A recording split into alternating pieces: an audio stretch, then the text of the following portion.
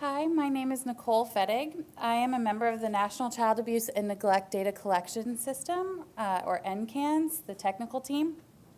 NCANS is a voluntary system that collects data from 50 states, the District of Columbia, Puerto Rico, and about reports of child abuse and neglect. So today I will present an analysis of substance-exposed infants. NCANS is a rich data, it's a rich resource of information. The child file in particular includes case-level data on all children who received a CPS or Child Protective Services response, either an investigation or an alternative response.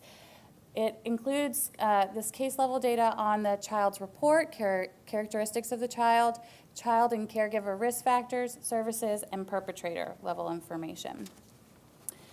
Since 2003, CAPTA has included a requirement to address the needs of substance-exposed infants, to make appropriate referrals to CPS and other appropriate services, and to develop safe plans of care. In 2016, CAR legislation amended CAPTA, and additional information can be found on the Children's Bureau. If you would like these slides, I will make them available, and you can follow the links for the information memorandums and program instruction information. Child welfare systems are reporting an increasing amount of caseloads, particularly among infants and young children. In NCANS, we have two child risk factors, one for drug and the other for alcohol. These are defined as compulsive use of drugs or alcohol that are not of a temporary nature, which would include fetal alcohol syndrome and prenatal substance exposure.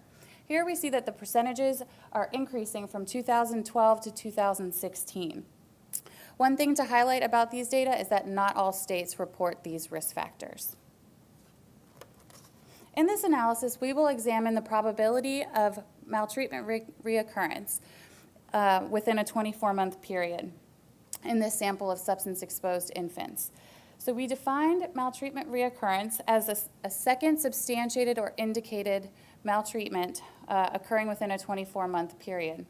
So reports that occurred within 14 days of that initial report are excluded from the analyses. So keep in mind that these are situations in which the infant substance exposure happened when the abuse and neglect was reported and substantiated. This analysis includes a subset of 31 states from the federal fiscal year of 2014 NCANS child file. That cohort was then followed for 24 months subsequently. States were excluded from the analyses based on a series of data quality testing. So of the total number of infant victims, 12.4% were substance exposed. The final cohort of substance-exposed infants included unique infant victims with either the child risk factor or the caregiver risk factor.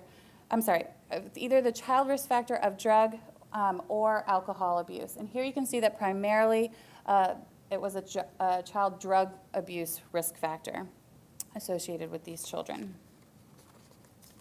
So to provide some context of our sample of substance-exposed infants, we examined demographic characteristics of those infants who have the substance exposure risk factor and compared them to those who do not have the substance-exposed risk factor.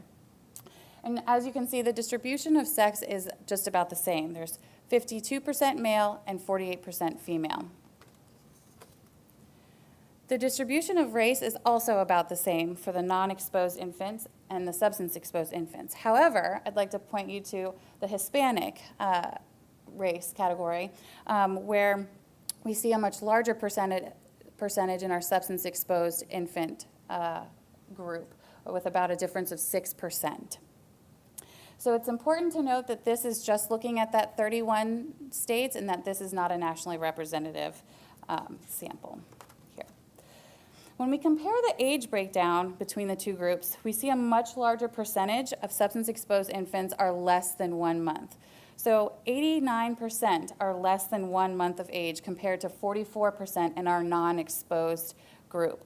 So this is really an important finding. I think, we're doing a really good job, right? We want to have that early identification because that's important to reduce these adverse effects and promote healthy families in these environments for children who are at risk.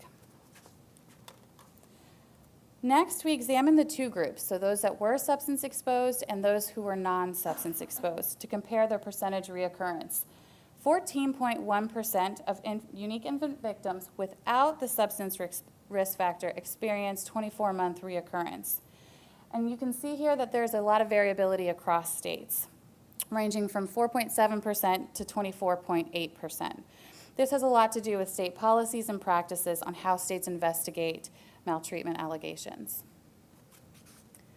11.6% of unique infant victims with substance exposure experienced 24-month maltreatment reoccurrence. So here you see that the range is 0 to 100 across states, and this is primarily because we have a lower amount of, there's a smaller number of children identified. So for example, you might have one infant victim with a child risk factor who does reoccur, which reflects 100% reoccurrence, whereas you might also have one child in a state that does not reoccur, and that would reflect a 0% reoccurrence. So our next step was to conduct chi-square tests of independence to examine whether or not there was a relationship between some of the child characteristics and maltreatment reoccurrence. So we found statistically significant associations between child age, infant age, receipt of services, and whether or not the child was removed from the home. These were all significantly related to reoccurrence. So, probing even further, we decided to conduct a logistic regression to predict reoccurrence, 24-month reoccurrence. Our independent variables included child age, infant age, race, receipt of services, and whether or not the child was removed from the home. Age was treated as a continuous variable, ranging from less than 1 month to 11 months of age. Race was treated as a categorical variable, with African American being the reference group. The receipt of services and removal from the home were coded 0, no, 1, yes, with 0, no being the reference group.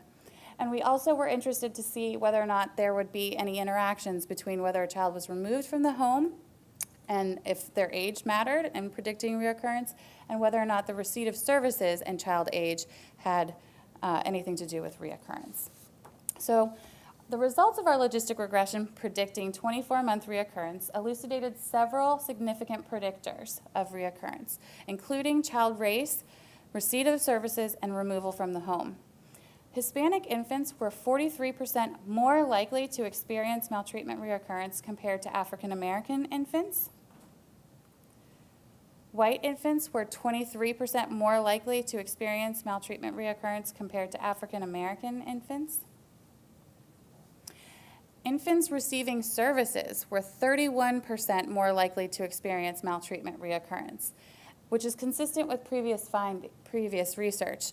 So often we've seen in our studies that the provision of services is associated with an increased likelihood of reoccurrence, sometimes referred to as the surveillance effect, right? So that children who are receiving services may be more likely to be re-reported because they are in more frequent contact with mandated reporters. There may be a heightened awareness in their community, or the services may not be effective or appropriate for that infant and their families, or they were just intrinsically at a greater risk. Infants removed from their home are 25% less likely to experience reoccurrence. So in a 2008 study using NCAN's data, children who received foster care were actually twice the risk for re-reporting and quadruple the risk for having a substantiated re-report compared to children who were not placed in foster care. However, this may not be true for substance-exposed infants. It's possible and more likely that for substance-exposed infants, removal from their home could be potentially a protective factor. So what does this all mean for the child welfare system? Based on the results of this analysis, removing the substance-exposed infant from the home appears to be reducing their risk of maltreatment reoccurrence. So what we would say is that we would point all practitioners and researchers to coordinate among child-serving agencies, and by looking at the child and the CAR legislation information memorandum that identifies promising practices to do so. If you would like a copy of these slides or to learn more about this analysis, please let me know, and thank you all for being here.